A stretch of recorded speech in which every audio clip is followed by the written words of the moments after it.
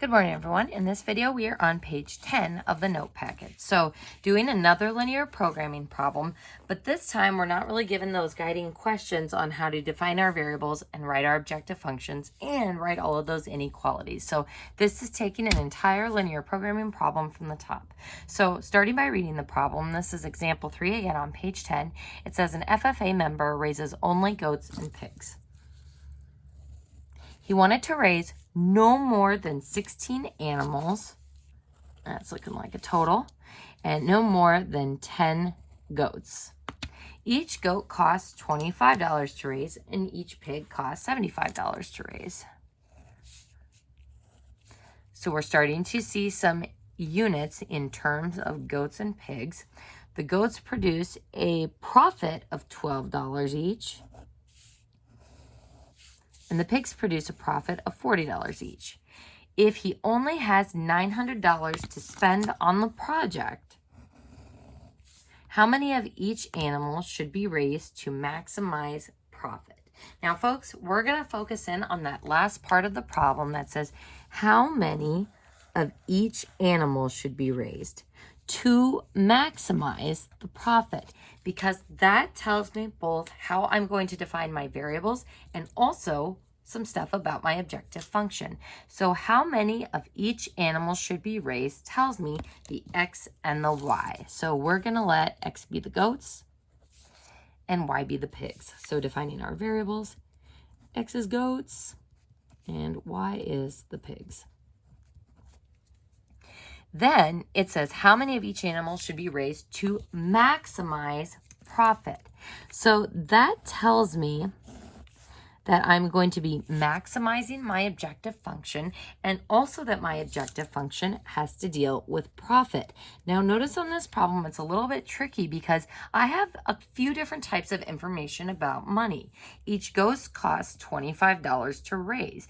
Now from unit 2, is cost the same as profit? No. So this is money we are putting into the project. So each goat costs $25 to raise, and each pig costs $75 to raise. That would be something like a cost function. But profit-wise, which is what we're trying to maximize, the goat produces a profit of $12. So 12x, $12 per goat, and the pigs produce a profit of $40. So for y. Now, looking at that cost information again, each goat costs $25 and we make a $12 profit. Each pig costs $75 to raise, but a $40 profit. So we can see from this problem that the pigs are definitely more expensive to raise, but they do make more money in the long run for profit. So how is this going to determine how many pigs and goats we should end up raising if the pigs are more expensive to raise, but they do yield a higher profit? So again, conceptually, this is why linear programming is important, because we can find the exact amount given these other constraints that will maximize that profit. I'm going to go ahead and write max profit by it so that we remember that we are looking for a maximum amount. All right, folks, so now it is inequality time. So let's see if we can turn this information in the problem into some inequalities. So first it says he wanted to raise no more than 16. So no more than 16 means 16 or less. So our first inequality is going to be something is less than or equal to 16 animals. What do we have representing animals in this problem? The goats and the pigs. So x and y. Now, next it says no more than 10 goats. Now, that's not anything I'm going to include in this inequality. This is actually one separate thing. So sometimes this problem kind of throws students off because it's like, whoa, this has to deal with animals. Doesn't that have to do with animals as well? This is only going to be an inequality about goats. So what do we have representing the goats? Well, we have goats represented by x, and we want no more than 10 goats. So x needs to be less than or equal to 10 goats. So two separate inequalities, and this is just a solo x equation. Next, let's move to the other money information in the problem. Each goat costs $25 to raise, so $25 for every goat, so 25x. And then $75 for every pig, so 75y. And it says he only has $900 to spend on the project. So less than or equal to $900. And that's our unit for our third inequality. Now, don't forget, sometimes we need those extra inequalities that state that we can't have negative goats and negative pigs. So our fourth and fifth inequality are going to be x greater than or equal to 0 and y greater than or equal to 0. So folks, if you haven't done this in your notes already, I would put a highlighted box around this with a star by it, because anytime you are doing a linear programming story problem, you're usually going to need these two inequalities that restricts you to the positive coordinate plane and restricts your variables to be non-negative, because very rarely are we talking about negative stuff. You can talk about going negative money-wise, but not about negative objects. All right, folks, so now we are ready to make our tables and then choose the scale for our graph. So let's go ahead and start with table number 1. So table number 1, this is in standard form, and hopefully you're starting to see the benefit of standard form and not having to put this in slope-intercept form and say, all right, y equals negative x plus 16. So I'm starting at a y-intercept of 16 and counting down by 1. So the x and y intercepts is a lot more sensible for choosing your scale, since you're going to be on your axes and being able to work with the larger units that sometimes come with the story problems. All right, folks, so finding our x-intercept, cover up y, x is 16. Cover up x, y is 16. Woohoo, that wasn't too bad. Now, inequality number 2, this is a solo x equation, so this will be a vertical line going through 10 and less than or equal to 10. Then for inequality number 3,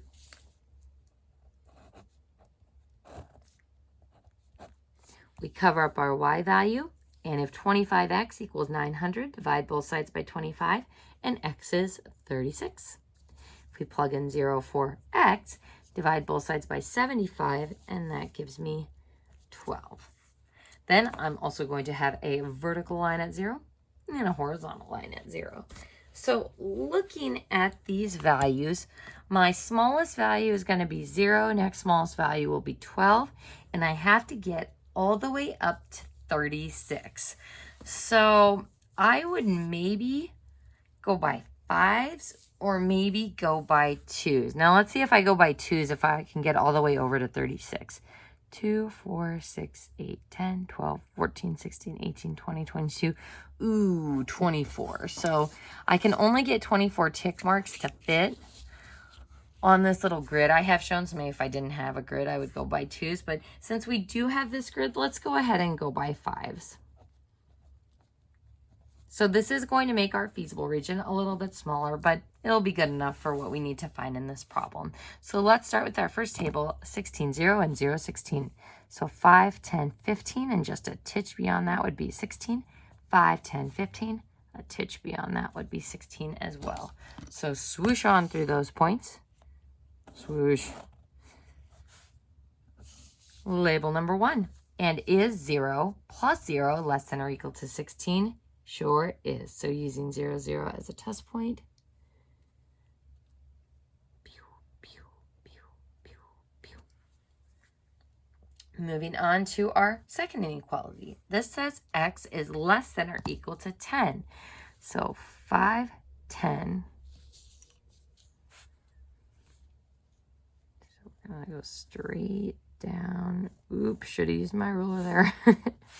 And that's inequality number 2. And if it's less than or equal to 10, we're going to do teeth going this way, because 0 is less than or equal to 10. All right, so now for the big one, 36, 0, and 0, 12. So 36, 0, 5, 10, 15, 20, 25, 30, 35. So there's 36. That's why we had to make the scale what it is. And then 0, 12. So 5, 10, and just a bit above would be 12.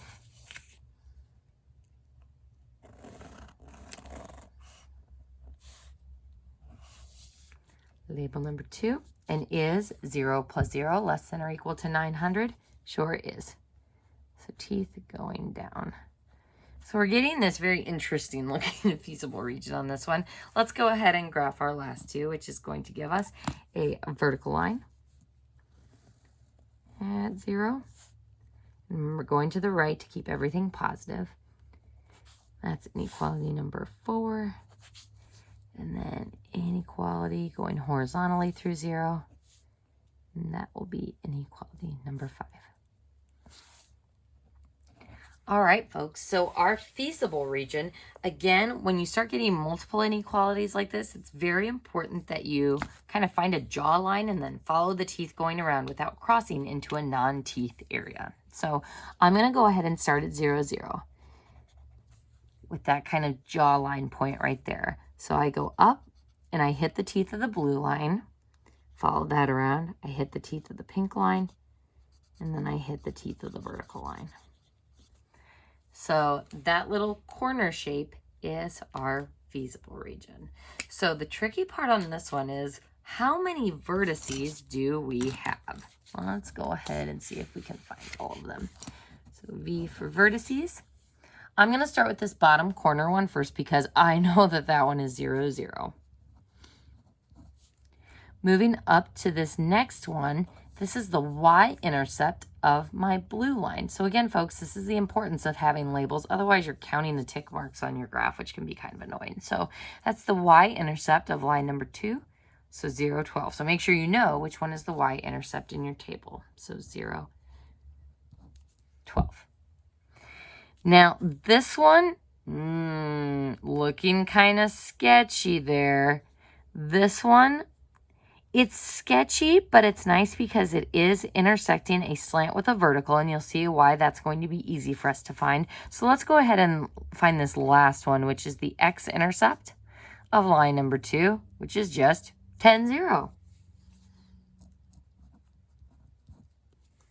So these 2 points are a little bit sketchy. Now that bottom one you're going to see is a little easier to find. All right, let's go ahead and start with this top sketchy point. So that's the intersection of line 1 and line 2. So line 1 is x plus y equals 16.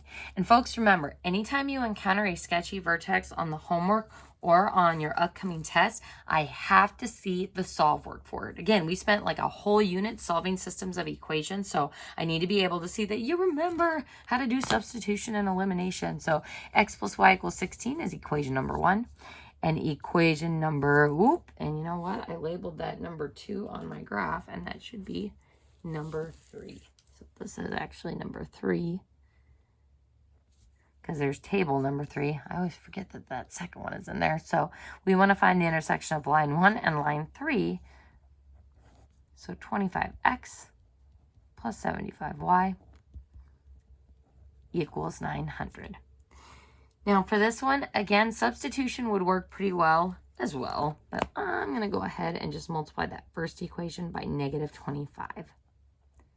That gives me negative 25x, negative 25y, and negative 400. So goodbye, x's. This gives me 50y equals 500. Easy enough, divide by 50, and y is equal to 10. So to find out what x is, I'm going to plug into that first easier equation. If x plus 10 is 16, then x is 6. So there's my sketchy vertex point. And does 610 seem reasonable based on that location on the graph? If I go forward 5 and up 10, that looks appropriate. Well, over 6 and up 10.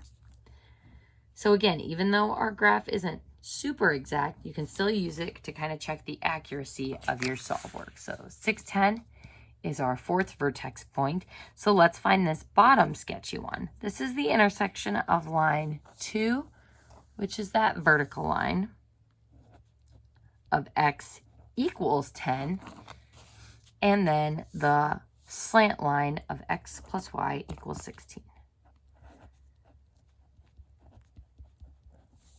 So why is this sketchy vertex point easy to solve for? Well, that first equation, that vertical line, it's just x equals 10. So anything that intersects with that line is going to have an x value of 10, whether it's 10, 0, 10 something, 10, 10, 10, 15.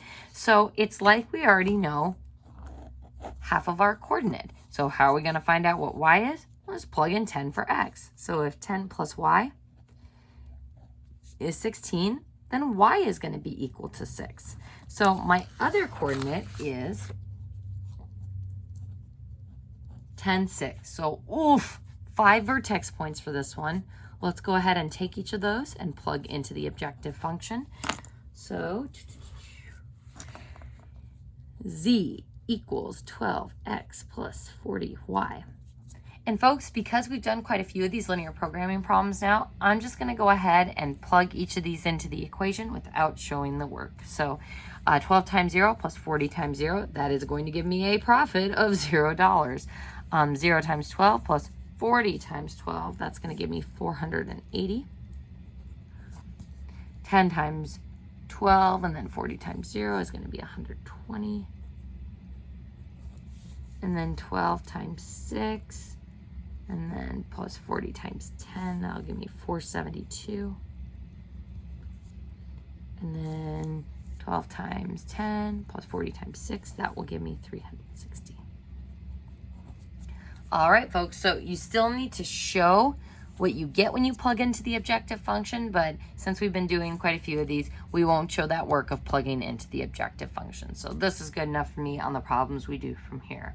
So now, picking our answers, since we are trying to, again, maximize our profit, which coordinate gives us a maximized objective function? This one, $480. So how do we write our final answer in the context of the problem? A max profit of $480 by raising. So again, don't say by making. You're not making these pigs and goats on an assembly line. So make sure you're using the right units and wording in the context of the problem. So a max profit of $480 by raising 0 goats and 12 pigs. So again, when we talked about this initially, it's like, well, geez, those pigs sure are expensive to raise, but they yield quite a bit more profit than the goats do. So even though the goats were cheaper to raise, it actually is to this farmer's benefit to not raise them at all. So he should strictly be a pig farmer. So again, folks, I just want to kind of pull back here and look big picture wise at this linear programming problem.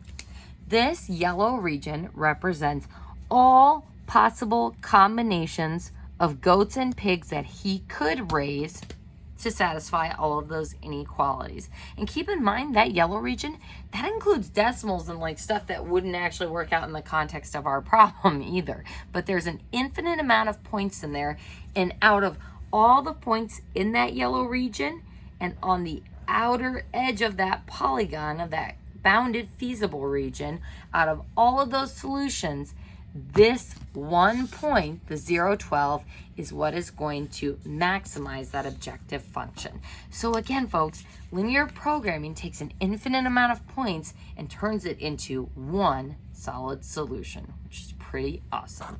All right, folks, that concludes page 10 in the notes.